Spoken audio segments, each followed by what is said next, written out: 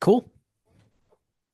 Hey, you guys, welcome back to Listen Bitch Presents Tell Me Why You're Special. This is the arena where we don't just talk about leveling up, we talk about what it actually costs. Because the truth is, you can have everything on paper, everything, the body, the money, the relationships, and still feel empty and still feel lost and still feel like none of it matters. And some people hit that moment, and I watch them stay there. But some people decide that that's not the ending of their story. And God does not pull you out of darkness for nothing. He gives you a second shot. But what you do with it, you guys, that's on you. So if you've ever felt like you had everything but still were not okay, this conversation is going to smack you in the face. Today's guest is Kevin Palmieri. I'm super excited to have him on the show. Okay, I got to spend a whole day with him Saturday learning from he has a lot. He has a lot for you guys, and I don't know how we're going to pack it into a 30-minute show, but literally from rock bottom to building a global top podcast in business. Kevin, thank you so much for coming into the hot seat. I know you're a busy man. So I launch everybody from the same place. Like, give us the elevator pitch. Who are you? What do you do? What makes you special, darling? Number one, thank you for having me. I did Yeah. not have the pleasure of jamming in your group for the event, but I've heard wonderful things about you, and I'm very gracious. I appreciate you. Elevator pitch. I was somebody who was raised by my mom and my grandmother, didn't know my dad, did not expect to be any level of successful, thought I was just going to kind of slide through life and end up wherever I ended up. Yeah. Found myself going through some suicidal ideation, ended up finding podcasting, going all in, and now I get to quite literally live my dreams every day. But to your point, dreams still have nightmares, so it's not all easy going. Yeah. And then I guess I'm technically the founder, CSO, and host of Next Level University. Yeah. Uh, I'm locked in with you guys. Like, I've done some book clubs and stuff. I think the work you guys are doing is amazing. Thank you. But I'm going to jump back. I want to jump back to this moment because, first of all, everyone tries to act like suicide is like this taboo thing. We can't talk about it. I'm going to be honest. I know a lot of people that have been in that moment. I've Mm-hmm. been in that moment, and it's not something we should be quiet about. I think there should be the conversations because it's real thoughts that real people are having. And today more than ever, people are choosing that, and it's horrific. So take us back, like take us to that moment. What is really going on? You're sitting on the edge of the bed, like what is happening? Yeah, I was somebody who was way more quote unquote, and this is for in quotes for people just listening, Yeah. successful than I ever thought I was going to be. I had a six-figure job. I had just won a bodybuilding show. My ex-girlfriend was a model. It seemed like I had all the external trappings of success, Yeah. but internally, I felt trapped. I had extremely low self belief. I had extremely low self worth. I felt like I got lucky to get in most of the positions I was in. And very honestly, I felt like I was trading in so much of my life to be successful, quote unquote. And I didn't know if there was any other way out. So I was traveling for work one week. I woke up at 5:45. I slid to the edge of the bed. I was lacing up my work boots. And the best way to explain it is there was 10 televisions on in my head at the same time that morning. Yeah. One is saying you're stuck here forever. Your reputation is now that you're successful. If you lose that reputation, you lose everything. You got lucky to be here. If you ever left this job, what would your friends think? You're the most successful person in your friend group. What would your family think? You're the most successful person in your family ever. And then most importantly, what are you going to do with your life if you did leave this job? You're going to go be a podcaster? There's no way. Yeah. So it was in that moment of doubt and lack of self belief and lack of self worth that I thought to myself, if I just took my life, I would take all my problems with me. And Yep. the beautiful thing about the story, how it comes full circle, is Alan is the guy I texted. I texted Alan and asked him for advice and left my job 3 months later, and then we partnered up. But yeah, simplest thing, I was hopeless. I felt hopeless. I felt helpless. I felt stuck. I felt trapped. And I think I did one of the best things I could do is reach out to somebody who I thought could help. Yeah. I think that's incredible, and I mean, it's amazing that that was your go-to, and he was that supportive friend for Mm, sure. I'm very And I lucky. think that advice is great for everybody. There is one person that you can always reach out to. You know Yeah. what I'm saying? Like, Yeah. there is that one person, and I think one more day, right? Like, one more day, give it one more day, reach out to this person, and every day, if you could just wake up and one more day take that next step, just that next little tiny step, you guys. Little. Not the big scary mountain, okay? But like that little tiny step, I think that's huge. But this is something, unfortunately, Kevin, I see this so much, especially in people that I work with that are just like, they're killing it on paper. They're killing it on paper. And you can see these people that are just walking around with just empty eyes. Hmm. Like, why do you think people are staying so stuck in that space? I think it's lack of self-awareness. I think so many of us don't actually understand what we want. We don't understand what we value, and we are convincing ourselves that this is the way it's supposed to be. Maybe we were brought up that way. Maybe that's the way we were raised. Maybe that's what we modeled. But yeah, self awareness, the understanding that you most likely are meant to do something way more aligned than what you're doing if you don't feel aligned in what you're doing. That's one. Two, it is possible for you in some way, shape, or form.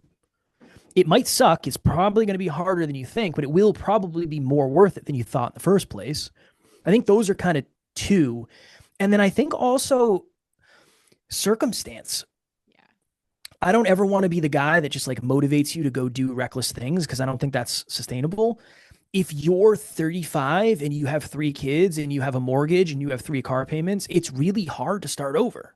Yeah. Not saying you shouldn't try or it won't be worth it, but I do think it gets to the point where circumstances unfortunately bury us into a corner and we don't think we can get out. So I think it's a mix. I think it's a mix of Yeah. of many different things. Yeah. No, I totally see that. And I feel like it's nothing is impossible. Nothing is impossible. But the show's never gonna sell you on the bullshit dream of like Yeah. just do it. You know, Yeah. Yeah. never gonna do that. It takes a lot of grit, and I think it takes a very special person to move that needle. But it's very anybody could do it. Mhm. That's the thing, but not everybody is. What do you think people are really? I feel like we're going to align a lot on this. What do you think people are really getting wrong about success and happiness?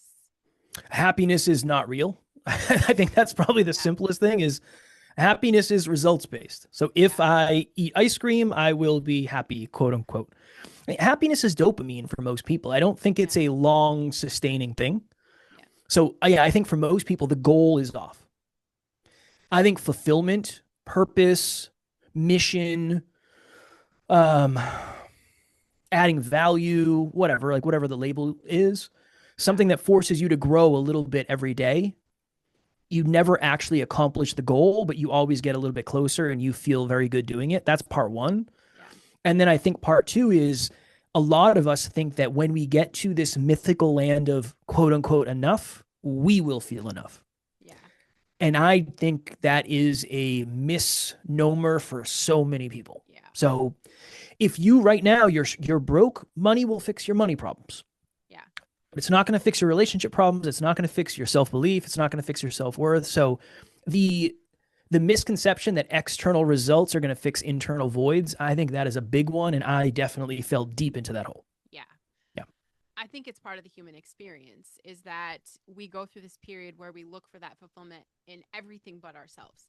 We Mm. look for happiness. We have expectations of other people and all these things. And I mean, my rock bottom, and we're gonna get to this because you say yours has a basement, so I want to talk about what that means. But my rock bottom came after my first dream came true. I became a published author, and then my whole world crashed, and I'm like, okay, I'm done. This is it was the hardest moment for me because I Mm. had that expectation of like, I'm going to publish this book and everything in my life changes Yeah. overnight, Yep. no Hmm. matter what everybody told me, publishers, I'm like, you guys, you don't know me. Trust me, and then like, I want to eat a bullet. Like it was the worst. Like I can't even remember. I'm sure there's times I've been that low, but it's, we put everything outside of ourselves. And I think that's part of the human experience and that awakening, that awareness. And I want to get into that too. But you said rock Please. bottom had a basement. What does that actually mean for you? And what was the first real shift you made after you text Ellen?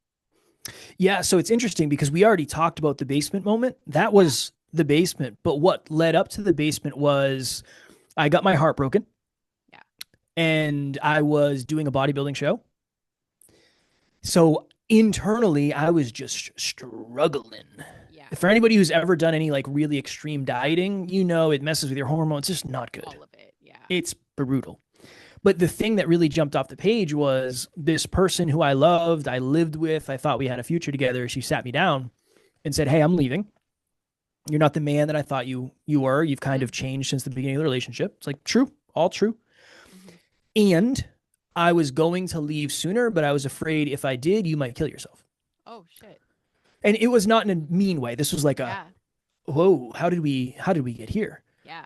That for me, there was like, what is that about? Like, what, how did I get to this point where I am so unaware that that would even be a fear of somebody else? Yeah. So she left, my bills doubled. I was struggling financially. I developed an eating disorder after my bodybuilding show. That was the beginning.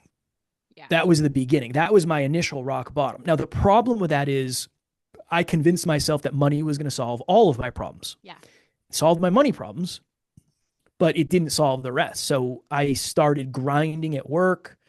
The next year, I spent 10 months living on the road because we had a lot of contracts in other states, Yeah. made the most money I had ever made. But it put a spotlight on all those insecurities that I didn't work on. So Yeah. yeah, it was a rough couple of years for sure. This is always a hard question to answer because after I texted Alan, I didn't really do anything different. Yeah. I had a new perception that the job I was at was not going to be the job I was at forever. That was Right. one. We started hanging out more, which was great. That was two. But I think it created excitement that, like, oh, this job thing that I'm doing, there probably is going to be an end date on this. I never thought that was going to happen. Yeah. And now doing this podcast thing seems way more realistic than it did. Yeah. So I think that conversation with Alan, it went from me just thinking everything was doom and gloom to seeing some light at the end of the tunnel. Yeah. And to your point, just saying, all right, one more day, one more Yeah. day, one more day. That it gave me Yeah. that for sure. I think that's huge. Like the minute you kind of release yourself from the shackles, because we keep ourselves in a prison in our mind, and if you give yourself that perspective of like you're not stuck here forever, like there's hope, right? Yeah. We need hope. I feel Yeah. like that it is a natural thing to want to keep moving. I think that's the progression of like why I think do we call it self improvement? Why I think self improvement is so important, um, because we always will have a finish line to chase, you Mm-hmm. know. And Yeah. what we do doesn't have to be everything forever, and I think how many people burn down a business and never try again? How many people do that? A lot. It blows my mind. And how many people, if you look at the proof and truth, I've burned shit down more than I've tried to start probably, right? But I wake up and I'm like, okay, well, I can't just do nothing. Yeah. You can't just do nothing. You've had that experience, reinventing yourself. You went all in on self improvement. Um, what does that look like on a day to day? It's different today because the business has grown a lot and I'm just putting out fires constantly. Like that is my position, that is my That's role at awesome. NLU. I am the firefighter. I put out fires all the time. Yeah. In an ideal world though, it's I get up in the morning, I listen to a book while I get ready for the gym, I go to the gym, I come back, I do a little bit of meditation, Yeah. and then I'm in the office essentially from 8 to 6 every day. And then 6 to 9, 9:30 is family time with my wife. But like I'm trying to always find lessons in everything. Yes. Like there are personal development, self-improvement, growth, whatever label you want to use, lessons in everything that we do. Yep. And it's a matter of recognizing those and then recognizing our own patterns and then trying to improve those patterns. But in the beginning, I mean, I was listening to a book and I was watching TED Talks and I was journaling and I was Yeah. meditating and I had mentors and I had coaches and I was going to events and I was doing a ton of self-improvement in the beginning. Yeah. Eventually, you got to start doing something. Right. Like we all know somebody that reads the books and has the coaches and has the mentors, but they For don't, life. yeah, but they don't implement. Yeah. So I am way more now of an operator and implementer. And then I tend to go try to grab the lessons I need when I get stuck. I think Yeah. that's probably the best way to put it for me. Yeah. Well, I think too, having this incredible perspective, like this is kind of my mindset every day. I get to have like 5 or 6 interviews every single day where I get to meet incredible people like yourself. And every time I walk in with that perspective of like, what am I going to learn today? Mm. If you guys could just wake up and know that expect you're going to learn something today. I've not walked away from a conversation yet where it hasn't stretched or expanded me. So I think that perspective of like, what can I learn? I don't have to show up at classes. I'm having the real world experience, Yeah. right? I don't have to keep reading the books, like I'm having conversations. So I think just, putting yourself in this, in being open to that. Is there something that you had to unlearn about yourself? Oh man. So many things. Yeah. I for a long time I struggled with the fact that I was unlovable and unwanted because my dad left. So I had to unlearn that really had nothing to do with I was a baby. So I had no, Yeah. it's not like I had a personality. It's not like I had any choice in the matter. That was a piece for sure. And then to your point, you and I kind of talked about this before. Yeah. I'm still unlearning this Yeah. and trying to make sure I don't unlearn all of it because I think there is an importance to it. But suffering is a requirement at times, but you shouldn't make that your entire story. Yeah. Because if you do, I mean, that is a very, very dangerous character to play in the story. So I'm still unlearning that because we do a lot of reckless shit Yeah. and we work a boatload. There's a lot going on, but we're trying to. We have the work hard. Yeah. We got that, and we're always going to do it better. But we got that.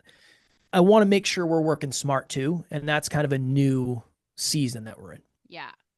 No, Yeah, that totally makes sense. And I feel like, especially when it comes to suffering, Kevin, I mean, the truth is everything's a sacrifice and everything's a price. And the suffering that I think that a lot of people want a gold star for is when they become that victim mentality of their suffering. Their yeah, suffering is all the excuses of why they can't do what you guys are doing right now. Their suffering is like why they can't start their own show. Their suffering is why they can't start a business, why they're not successful. When really, it's like the same thing of you talk about the consistency. That's super unsexy, right? It's super unsexy, but like that consistency of going to the gym every day. It's the same thing of like your our bodies as we get older, like you're gonna be in pain no matter what. So either you earn it in the yeah. gym for suffering, right? My husband wakes up, his back hurts, and it's not from the gym. I wake up and I'm like, I can't sit on the toilet today. Like, you know what I'm saying? We're both suffering, but it's a very different experience of suffering. Yeah, I feel like there's always a price, and no matter what, you guys are gonna suffer. But when you become a victim and you want, like, nobody's buying your bullshit anymore. Like yeah. the same excuses you're using to stay stuck are the excuses that people like Kevin and Alan and Amy and Branden are using to move the needle and help someone else get their shit together. But consistency, man. Why is that a thing that people struggle with so much? Because it sucks. It It does. sucks doing. I mean, it sucks doing the same thing every day. It does. I'm It not gonna does. lie to you and say it's fun and it's sexy. It feels like Groundhog Day every It day. I does. essentially do the same thing. So yeah, that's one piece. As a human, it's way easier not to be consistent. It's just Yeah. a lot of us value fun, unique experiences and variety. It's hard to pair that with consistency to a degree.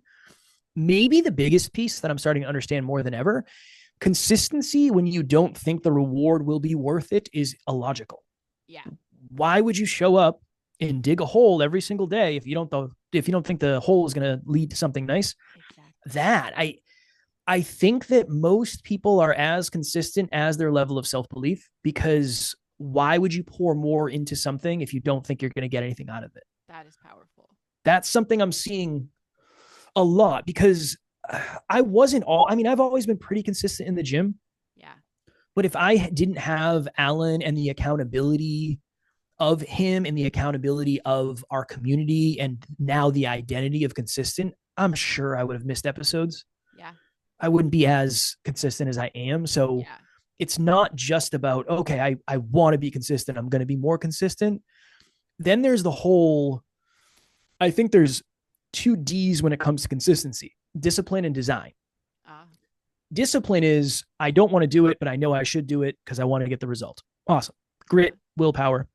Design is, my studio has its light set up, it has the camera set up. All I have to do is hit a button. Awesome. My running shoes are by the door. My pre workout is made. Yep. Design makes discipline easier. Discipline catches you when design fails. Yeah. But both of those take some level of prep work, right? So that's a Yeah. piece of it too. Yeah. No, I love that. And I will say on the days that, my shoes aren't in front of the treadmill, Of that I stall a hell of a lot longer. It's course. the dumbest thing because I'm like, I know they're just in the other room, Yeah, but yeah, mentally I'm like, that's a lot of work.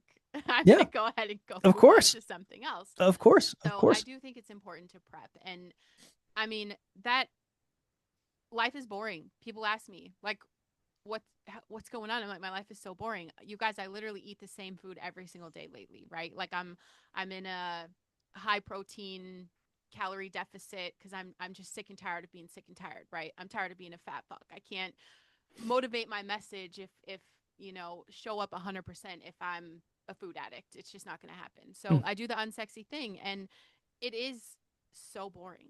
It's Yeah. so boring, but I have learned it's a comfort. I hate now, like, my family loves to go out to eat. I hate it. I haven't We were going out to eat on Sunday and I just am like, I don't like it. I don't enjoy the food. I'm not comfortable anymore. Like, I like my ways, right? And it feels good to me. It's serving me because I see that purpose. You tell me a year ago that I would be doing what I'm doing now and I'd be like, you're fucking crazy. Yeah, yeah. Like, there's no way. What is life without all the food and stuff? I'm in a Mhm. season. I don't think it would be like this forever, but it's that discipline. Yeah. It's paying off, and that do the unsexy thing. That's all I'm saying.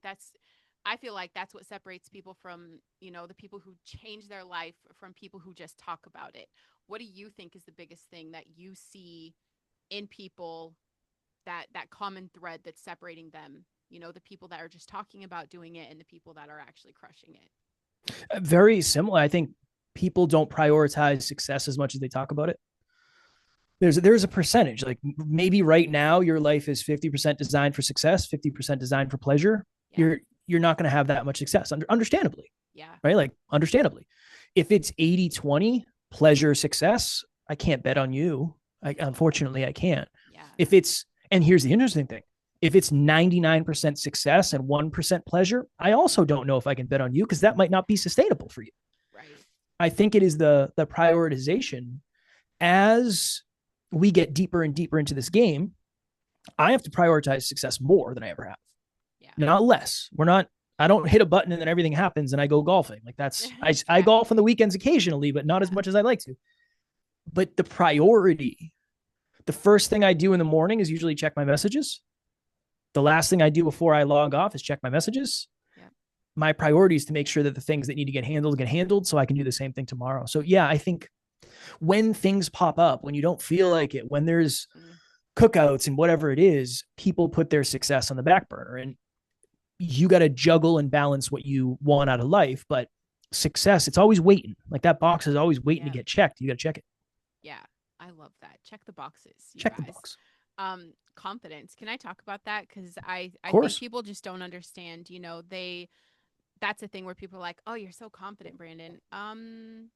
Yeah, but no, I wasn't born with it. Okay. So how do you build confidence when you don't feel confident? You do something so embarrassingly small that you'd be afraid to tell people about it. Yeah. It goes hopefully better than you expect. If it doesn't, the fall is not great enough where you're going to die from it. Yeah. And then you get up and you do the same thing the next day. I don't know why certain things are designed the way they are designed, but like, it is a necessity to go through the fear in order to get over the fear for whatever reason. Yeah. If I'm at all confident at this, I've just done it 4,000 times. That's it. I was not confident in the beginning, to your point. Yeah. There are certain things that I'm not confident at because Yeah. I've never done them before and I don't want to go in arrogant and get humbled ridiculously, right? Yeah. So, yeah, set a very small goal, go prove to yourself that you can accomplish it, give yourself the reward of the dopamine of, I said I was going to do it, I did it, I did it. now I get to feel good about it, and then rinse and repeat that cycle for the rest of your Yeah. life, and you most likely will build confidence. Kevin, so I can't just do it one time and I'm gonna feel great. You'll feel What? great for a minute. You'll feel great for a minute, but the next day is probably all going to go away, Yeah. unfortunately. Yeah. I mean, I'm 3 years in podcasting, you guys, and I wear a peace patch because I get nervous.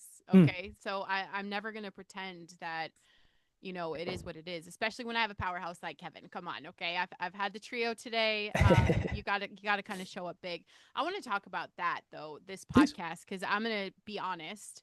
Um, You guys were in my head last night. Okay. I had a hell of a day yesterday. If it, it was just one of those days, and I know things happen for a reason, but like everything went wrong. Everything went wrong. My schedule was way behind. It was crazy. Then girls going to softball. Like, I'm kind of a single parent during the week when my husband's at work. Everything's on me. So I was feeling it, man. And I had 2 shows to record yesterday. Mm. And I come home. I'm making dinner for my kids at 9 o'clock. That's my bedtime, y'all. Okay. I'm making dinner for them, and I'm like, man, 2 shows, Branden. 2 shows. You got to do it. You got to do it. I had some, scheduled posts to do. Um, I'm like, I'm done. I can't do it. And who's gonna call me tomorrow? Because it's just my podcast, right? It's Right. just my show. Like, no one's gonna be like, Branden, you didn't show up to work last night. But at the same time, like, I had to rebrand a show. I had a co-host leave. Um, and I asked people to show up for me last week. And so I asked them to show up for me. And who am I if I don't show up for them when I said I was going to show up for Mm. them? So you guys were in my head last night because Nice. I was like, do it. Just damn do it. What would they say? What would they do? Y'all, I recorded until midnight last night. Nice. Yeah, I got that shit done. And I just want to say, like, having a podcast, it's that I guess accountability is part of it. When you don't have the accountability, it's easy to just kind of slack off. Mm-hmm. And you have built a massive podcast. Like, you guys are my podcast goals, okay? So why don't you speak to people about the shit it really takes behind the scenes to do Oh, this? man. Yeah. The other day, so we have a client. I am 99% virtual. Okay. Right. Almost everything I do is from this chair with Yeah. there's a few things I do outside of this, but it's mostly this. We have a client, one of our bigger clients lives like 45 minutes away. So I go see him in person once a week. I get up at 4 o'clock. I go to the gym. I drive an hour. I work for 3 or 4 hours. I spend all day with him. I drive an hour home. I have a 1 hour coaching call. I eat dinner. And then Alan and I have to record 2 episodes, and he can't record until 9 p.m. Damn. So that day was a 4 a.m. until 10 p.m., 18 hour, whatever, however many hours that is. Yeah. And we got it all done. That is not uncommon.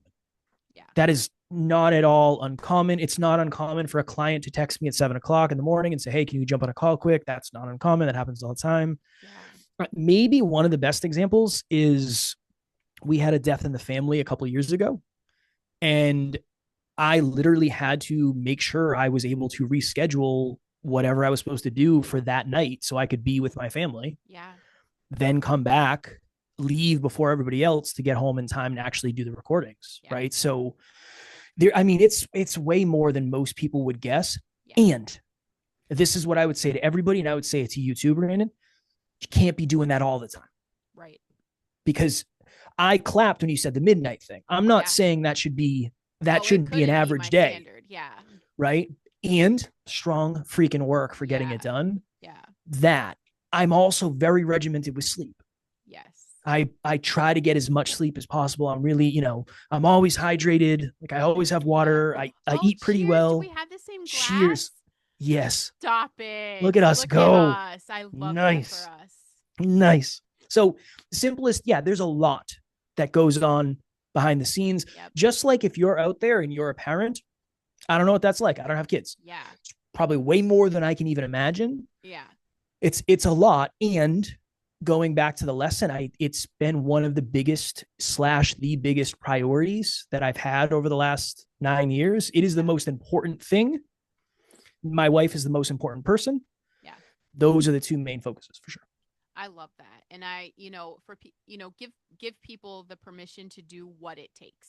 Yes. Do what it takes. And this was my takeaway last night, and it's what I even told my husband this morning, because he never sees us at night. He gets home at 12:30 at night, and the fact I was barely washing my face when he walked in, he just looked at me like, damn, it's been a rough day. Mm-mm. But I'm like, I couldn't do this all the time. So the lesson I learned is that, last weekend I slacked off, y'all. I didn't slack off. Saturday was a really great day for me. I invested. I learned a lot. Okay. Like, I learned a lot Saturday, but it did throw off my week because I usually batch content. Yep. And I thought it's going to be a non-negotiable for me now. I have to set this boundary of like doing this recording because I couldn't sustain the midnight hours. Of course. Can't sustain it. So there's a lesson. in everything, which, sometimes you have to learn it the hard way. And I have massive bags under my eyes today to prove it because I'm like, wow, how do people function? My sleep score was like a 78, and that's so sad for me because I'm in my era of high sleep score, right? I wake up and I'm like, hell yeah, we did it, you What's your normal sleep? 78's guys. low for you? 78 is low for me. Yeah, Good for you. I rock 85 to 95 non-negotiable. Good for Like, you. yeah. Nice. And people don't get it. Like, people don't understand. That's the core of my change. People are like, "What are you doing?" They see me and they're like, "Oh, wow, you're kind of losing weight." And I'm like, "Yeah, it's all backwards now." Imagine if you prioritize your nervous system, if Mm, you actually get the sleep you need, if you move your body and you eat right, amazing things happen. yeah. I've chased all the I've chased all the drugs, all the false force your body to do stuff my whole life, Mm, actually doing it right, it's amazing. it's Amazing the what best. happens. Yeah, That's it feels awesome. good. It feels That's so awesome. good. Yeah. I think a lot of people think, like, even when I say it, like, I Yeah. get up at X time, disregard that. That doesn't matter. Yeah. I think going to sleep early is way more of a flex than Oh, getting up early. thank you. I Like, agree. always. And sleep Yeah. score. If you have high sleep scores, Yeah. amazing. Amazing. Yeah. It like changes the trajectory of my day. Of course. Seeing the low score today, I was like, "Ah, like that really sucks," right? Mm. And so I'm like, "Well, we can't have this mood all day. Like we're gonna have to flip the script, right?" So I do a little extra love in the morning to just like, man, give yourself the grace. You killed that show last night. I killed my Yeah. show. Nice. So totally worth it. But yeah, I mean, and 9 years, I want to say that you said, you've built this massive podcast. Like, how many episodes do you guys have? 2,403, I think, as of today. No big deal, right? No big deal. Goals. But like the fact that it's, you're not out here like I started a podcast a year ago, it got like 1 million downloads and everybody loves me. Like you guys put in some real fucking work for that. Yes. Yeah, nine every years. day. Yeah. Every day. Every Yeah. day. And that's the weird thing is, like, I don't even care about the numbers anymore. Yeah. It's No, not, that ain't it. And it is. again, Yeah. maybe, I don't know. If I started over again, I'm sure I still would. But Yeah. the thing that I'm really learning is, like, it's so important to be you, Yeah. be your unique you, and take things from people Yeah. and take lessons and take frameworks and take fundamentals and take success attributes and then bring them into you. Don't become that person, be you with those attributes. That's something that you'd think I'd have it figured out 2,400 episodes in. I'm learning every single time I pick Yeah. up the mic, for lack of better phrasing. So Yeah. that's a really interesting thing, is I've learned so much about myself from this process, maybe more than anything else. Oh, I love that you just said that because that podcasting has been my therapy. It's been my growth. Yeah. And everybody's gone through it with me. Like you watch episode 1, Brandon, I will never you couldn't pay me to listen to that shit now. But I leave it there in case anybody ever wants to fact check me on, the disaster that Hmm, my life has been. Like hey, don't believe me, go listen and you see the growth, right? I think it's important for people to see that, like for sure. who's Kevin and Alan on day 1 versus who Yeah, you you are don't want to see now. that shit. You don't want to No. see that. I would Yeah. challenge you, though. Go back and Yeah. watch it. I challenge you. Right. Yeah. No, I totally get that. We are coming up on our time now, and I knew we were going to go over. It's all of you It's all good. guys, right? He kind of joked in the beginning, like, as soon as we have all 3 of the next level NLU team on the show, we want them all together. And now I'm thinking, man, listen, bitch, I could do all 3 of them for an hour. This might be fun. It'd have to be at least an hour. Right. What does what does next level mean to you now? First of all, what does it mean to you, and what is your next level? What are you guys building? It means to me that you are filled with gratitude, but also ambitious. Like, I'm so grateful for everything I have. I am. I'm so grateful. I have so many amazing things, and it's awesome. And I'm very hungry for whatever the next level is. But it's in that order for me. I'm grateful and then ambitious. That's my wiring. That's what next level means to me, is you are so excited about what you have, but you're not Yeah. done.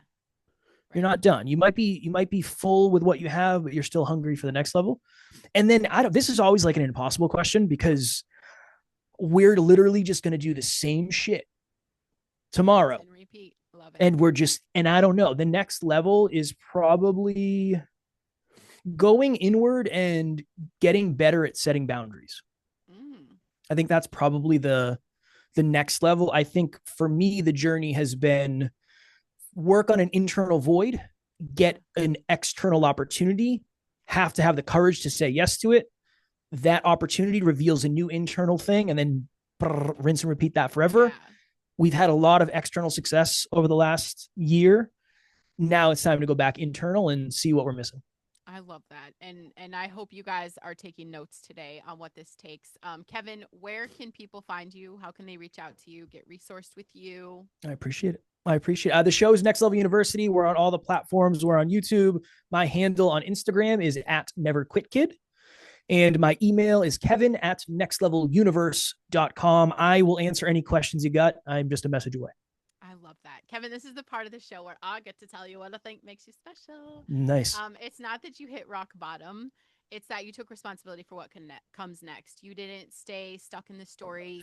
You didn't sit around waiting for some magic wand of motivation to fall upon you. You did the fucking work, and you do it over and over and over again. You're doing the most unsexy part of this life, building something incredibly sexy, and you're showing people. This is what's amazing. You're showing people it's not about having the perfect life. It's about becoming someone who can actually handle it. And the gratitude, I mean, everything just radiates from you, and I think that's incredibly powerful. I think what you and your whole team is doing, I think it's incredibly amazing. I thank God that I found you guys, truly. Thank you. Just because you guys are a new little voice in my head that I didn't even know I needed. So imagine that, right? Now it's like, what would Alan and Kevin do? Do the show. There you Do go. the There you damn show. go. To you guys listening, you don't need a different life. You need a different level of ownership.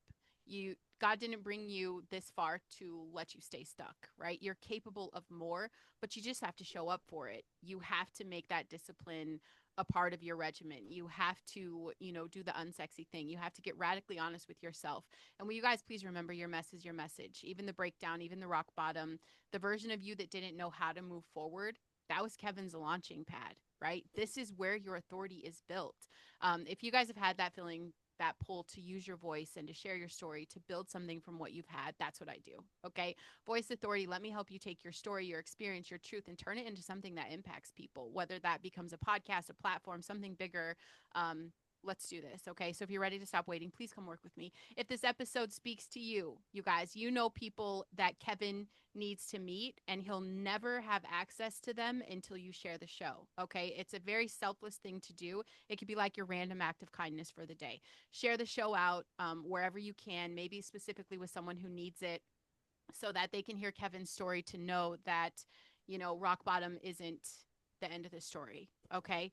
And if you guys are ready for the hot seat, please come tell me why you're special. Kevin, you rock. Thank you so much for taking time out to hang out with me today. Of course. Thank you for everything. You're the best. I love what you're doing. Your Absolutely. audience is very lucky to have someone like you at the helm. So Thank sending you you. love, so much love. Thank you. Thank you. You're so